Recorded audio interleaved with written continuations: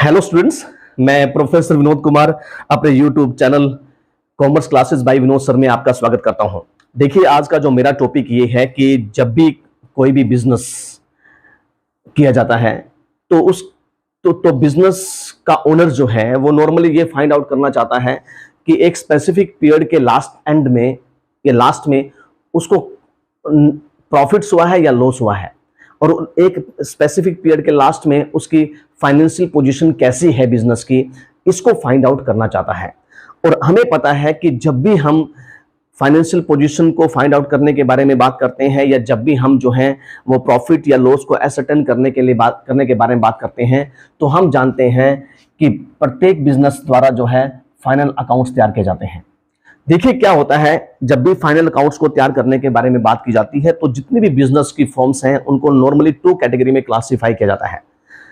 First category में आते हैं जिन पर जैसे सोल प्रोप्राइटर हो गया, फर्म हो गई, कोई एसोसिएशन ऑफ पर्सन होगी या बॉडी ऑफ इंडिविजुअल, या फिर आपके पास हिंदू अनडिवाइडेड फैमिलीज का बिजनेस, हिंदू अनडिवाइडेड फैमिलीज हो गई। पहला फर्स्ट कैटेगरी में ये फॉर्म्स आती हैं। और दूसरी कैटेगरी में आती हैं ऑल कंपनीज। यानी जब भी हम फाइनल अकाउंट्स को प्रिपेयर करने के बारे में बात करते हैं, कंपनीज अपने फाइनल अकाउंट्स जो है अपने लॉज के अकॉर्डिंग तैयार करती हैं। और जो ये 4 तरह की फॉर्म्स हैं बिजनेस की, sole proprietorship, firm, association of person या हिंदू अनडिवाइडेड फैमिली, ये नॉर्मली एक ही वे जो है वो यूज करती हैं फाइनल अकाउंट्स को तैयार करने के लिए। मेरा जो लेक्चर है वो स्पेसिफिकली इस पर ही बेस है कि how all business houses except companies prepare their final accounts. देखिए, जैसा कि आप जानते हो कि फाइनल अकाउंट्स में नॉर्मली 2 अकाउंट्स हम शामिल करते हैं। एक तो होता है trading and profit and loss account and another होता है बैलेंस शीट। मैं आपके साथ ये डिस्कस करने जा रहा हूं कि how you can calculate accurate profit या loss by preparing trading and profit and loss account and how you express accurate financial position, ठीक है, बाय प्रिपेयरिंग बैलेंस शीट। ये मेरा मेन टॉपिक है। तो देखिए, सबसे पहली बात, अगर आप जो है trading and profit and loss account और बैलेंस शीट को बनाना चाहते हो तो सबसे पहली बात, फर्स्ट रिक्वायरमेंट आपके पास है, you have a trial balance. आपके पास जो है फर्स्ट स्टेप है, you have a trial balance. आपके पास एक ट्रायल बैलेंस 100% होना चाहिए ऑलरेडी प्रिपेयर्ड। और अगर ट्रायल बैलेंस ऑलरेडी प्रिपेयर्ड आपके पास नहीं है तो आपने क्या करना है, first of all trial balance को प्रिपेयर करना है। और ट्रायल बैलेंस को जब प्रिपेयर करेंगे, इसकी 2 साइड्स होती हैं, डेबिट एंड क्रेडिट, ठीक है। क्या होगा, लेजर्स के अकाउंट्स की तरफ जाएंगे हम, और लेजर्स में जितने भी अकाउंट्स प्रिपेयर किए गए हैं उन सभी के बैलेंसेस को पिक करेंगे। जो अकाउंट लेजर का डेबिट बैलेंस शो करेगा उसको डेबिट में शो कर दिया जाएगा, जो क्रेडिट शो करेगा उसको क्रेडिट में शो कर दिया जाएगा, फर्स्ट ऑफ ऑल जब हम ट्रायल बैलेंस को प्रिपेयर करेंगे। सेकेंडली, जब हम ट्रायल बैलेंस को प्रिपेयर कर लेंगे तो लास्ट में दोनों साइड के डेबिट और क्रेडिट के बैलेंसेस को टैली किया जाएगा। अगर बैलेंस टैली है, दोनों साइड का जोड़ अगर इक्वल है तो हम नेक्स्ट स्टेप की तरफ मूव करेंगे।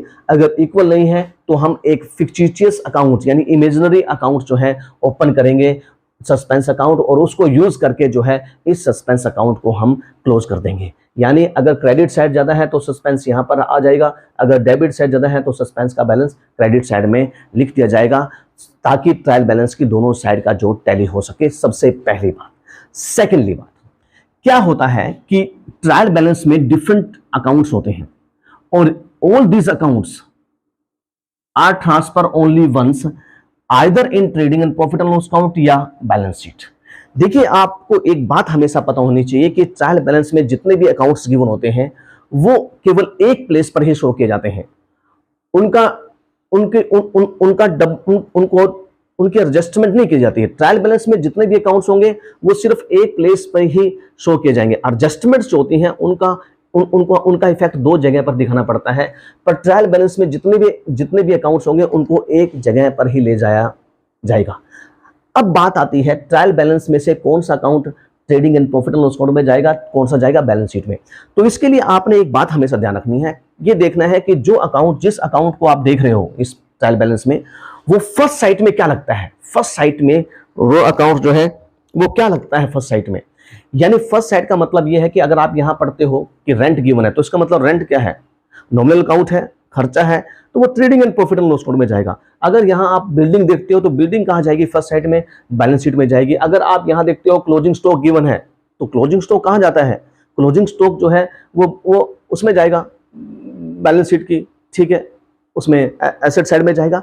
तो मेरे कहने का मतलब ये है कि आपने सबसे पहले ये देखना है कि जो भी आपके पास ट्रायल बैलेंस में अकाउंट्स वगैरह गिवन है वो सबसे पहले फर्स्ट साइड में कहाँ जाएंगे। हाँ, जब हम ओपनिंग स्टॉक की बात करते हैं तो opening stock is shown in the debit side of the trading account, but closing stock अगर इसमें यहाँ पर क्लोजिंग स्टॉक का बैलेंस गिवन है, ठीक है, तो ओपनिंग देखिए क्या होगा, हमेशा यहाँ पर जो है, ठीक है, अगर यहाँ पर जो हम मेनली जो है वो अगर ओपनिंग स्टॉक और क्लोजिंग स्टॉक दोनों गिवन है तो ओपनिंग स्टॉक का बैलेंस तो जाता है ट्रेडिंग अकाउंट की डेबिट साइड में, बट जब क्लोजिंग स्टॉक के बैलेंस की बात करते हैं जो ट्रायल बैलेंस में गिवन है वो जाता है बैलेंस शीट की एसेट साइड में। अब देखिए क्या है कि ये तो है कि आपको एक आइडिया होना चाहिए कि कौन सा अकाउंट जो है trading and profit and loss account में जाएगा यहाँ से और कौन सा अकाउंट जो है बैलेंस शीट में जाएगा। फिर भी मैं यहाँ पर कुछ चीजें आपके साथ एक्सप्रेस करने जा रहा हूँ। देखिए सबसे पहली बात है ट्रेडिंग अकाउंट में यहाँ से क्या किया जाए, परचेज सेल्स और सारे के सारे नॉमिनल अकाउंट्स जो डायरेक्ट एक्सपेंसेस से रिलेटेड है, जो डायरेक्ट एक्सपेंसेस की कैटेगरी में आते हैं वो सारे के सारे trading and profit and loss account में चले जाएंगे। डायरेक्ट एक्सपेंसेस का मतलब क्या होता है कि परचेज से रिलेटेड एक्सपेंसेस और प्रोडक्शन से रिलेटेड एक्सपेंसेस। मान लीजिए आपने कैरियर्स दिया, कैरियर्स ऑन परचेज की बात करते हैं आप, ठीक है, चाहे आप जो है वेजेस की बात करते हो, आप फैक्ट्री एक्सपेंसेस की बात करते हो, गैस फ्यूल एंड पावर की बात करते हो, ये सारे के सारे ट्रायल बैलेंस के जो एक्सपेंसेस हैं, डायरेक्ट एक्सपेंसेस जो गिवन होते हैं ट्रायल बैलेंस में, वो ट्रेडिंग अकाउंट की डेबिट साइड में शो किए जाते हैं, नंबर 1। नंबर 2, जब हम प्रॉफिट एंड लॉस अकाउंट के बारे में बात करते हैं तो प्रॉफिट एंड लॉस अकाउंट में ट्रायल बैलेंस की डेबिट साइड से केवल प्रॉफिट एंड लॉस अकाउंट में वो ही एक्सपेंसेस जाते हैं जो इनडायरेक्ट होते हैं। यानी इनडायरेक्ट का मतलब क्या होता है, एंड इनडायरेक्ट का मतलब होता है ऑफिस एंड एडमिनिस्ट्रेशन के एंड सेलिंग एंड डिस्ट्रीब्यूशन के एक्सपेंसेस से रिलेटेड अकाउंट्स। मान लीजिए यहाँ पर है सैलरी अकाउंट, तो सैलरी अकाउंट यहाँ पर जाएगा प्रॉफिट एंड लॉस अकाउंट में। अगर यहाँ पर जो है ऑफिस फर्नीचर है, ऑफिस एक्सपेंसेस है तो वो यहाँ पर जाएगा, ठीक है। तो यानी यहाँ पर ट्रायल बैलेंस की डेबिट साइड में अगर ऑफिस एंड एडमिनिस्ट्रेशन और सेलिंग एंड डिस्ट्रीब्यूशन का कोई भी एक्सपेंडिचर डेबिट किया गया है यहाँ पर, तो वो अकाउंट जो है वो आपका प्रॉफिट एंड लॉस अकाउंट में शो किया जाएगा। उसके बाद थर्ड अकाउंट जो है कई सिचुएशंस में बनाने के लिए स्पेसिफिकली कहा जाता है, और वो नॉर्मली 2 सिचुएशंस में बनाने के लिए कहा जाता है। सबसे पहली सिचुएशन तो ये होती है जब नेट प्रॉफिट के बेस पर आपको किसी कमीशंस वगैरह की कैलकुलेशन करनी हो, या फिर आपको फ्यूचर की अनसर्टेनिटीज के लिए, ठीक है, पैसा रखना है, ठीक है, तो रिजर्व्स वगैरह की एडजस्टमेंट जब दिखानी होती है तब trading and profit and loss account के 3 पार्ट्स बना दिए जाते हैं। उसके बाद बात आती है बैलेंस शीट की। देखिए बैलेंस शीट जो होती है हमारी फाइनेंशियल पोजीशन को एक्सप्रेस करती है। इसका मतलब ये है ट्रायल बैलेंस की एसेट साइड में, ट्रायल बैलेंस की डेबिट साइड में जितने भी एसेट्स के अकाउंट्स होते हैं वो यहाँ पर आते हैं, और जितनी भी लायबिलिटीज वगैरह गिवन होती है क्रेडिट साइड में, वो सारी की सारी जो है वो लायबिलिटी साइड में शो की जाती हैं। देखिए ट्रायल बैलेंस की डेबिट साइड में जितने अकाउंट्स होते हैं एसेट्स के वो यहाँ आते हैं, ट्रायल बैलेंस की क्रेडिट साइड में जितनी भी लायबिलिटीज होती है वो यहाँ पर शो की जाती हैं। और हमेशा एक बात ध्यान रखना है कि जब हम एसेट साइड को बनाएंगे, यहाँ पर एसेट साइड में यहाँ से अकाउंट ट्रांसफर करेंगे, तो वो सिर्फ ध्यान रखना कि वो या तो पर्सनल अकाउंट्स आएंगे, यहाँ पर पर्सनल अकाउंट्स, ठीक है, पर्सनल अकाउंट्स जो हैं आएंगे, या यहाँ से आएंगे रियल्स अकाउंट, ठीक है। और जब हम उसकी बात करेंगे लायबिलिटीज से रिलेटेड अकाउंट्स को यहाँ पर ट्रांसफर करने की बात आएंगे, तो ध्यान रखना या तो हमारे पास पर्सनल अकाउंट्स आएंगे या रिजर्व से रिलेटेड जो अकाउंट्स है वो लायबिलिटी साइड में शो किए जाएंगे। अब देखिए हमारा फर्स्ट स्टेप, हमारा ट्रायल बैलेंस बन चुका है।